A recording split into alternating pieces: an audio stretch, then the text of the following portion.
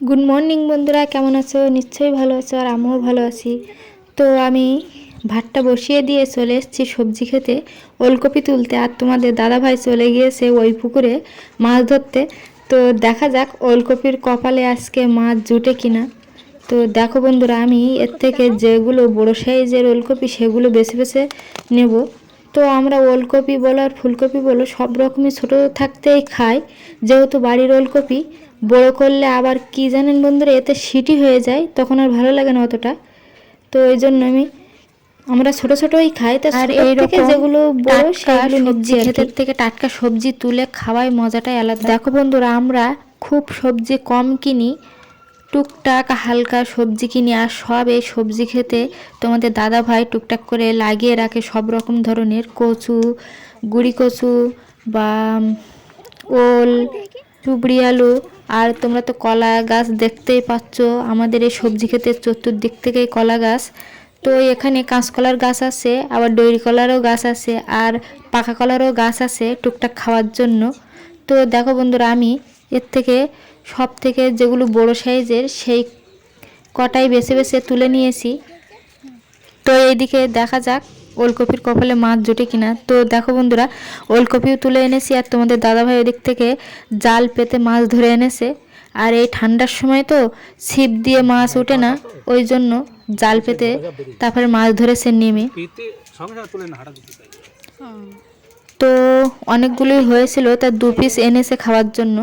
তো এই দিয়ে আজকে ফুলকপি ওলকপি দিয়ে ঝোল করা হবে। আর এইদিকে তো দেখো ওলকপি কাটাই হয়ে গেছে, আর এদিকে আমার ভাতও হচ্ছে সকালবেলা।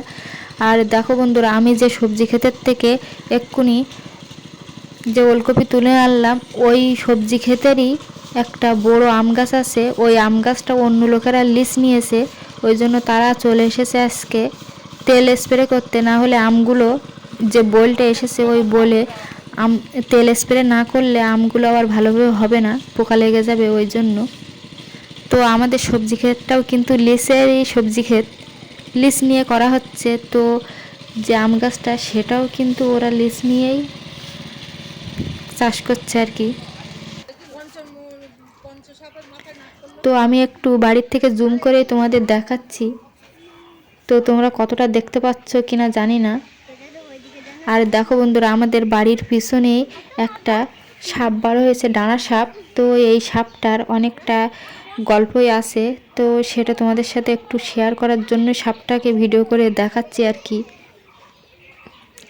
তো আমাদের এইখানে মানিকের হাজত আছে, এই মানিকের হাজতের এই সাপটা অনেক দিন থেকেই ওই মানিকের হাজতের ওখানে ঘোরাফেরা করে, আর কাউকে কামড়ায় না বা কারোর ক্ষতিবিতি করে না, ওর চারিপাশেই ঘোরাফেরা করে।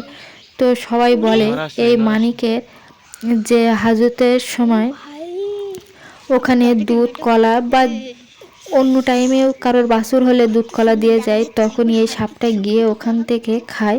আর সবাই বলে যে মানিকের হাজতের ওইখানে এই সাপটা থাকে। আর সবাই অনেক রকমই কথা বলে, সেগুলো আমি সব কিছু আর তুলে ধরছি না, তোমরা এইটুকু শুনে নাও যে মানিকের হাজতের ওইখানেই এই যে সাপটারই একটা অংশ, ওই জন্য আমাদের বাড়ির চারিপাশে এই সাপটা ঘোরাফেরা করে। আর আমাদের বাড়ির সামনেই তো এই মানিকের হাজত। তো আমাদের বাড়ির ব্লগ ভিডিও তোমাদের কেমন লেগেছে অবশ্যই কমেন্টে জানিও। আর যদি ভালো লেগে থাকে লাইক, কমেন্ট, শেয়ার আর সাবস্ক্রাইব করে পাশে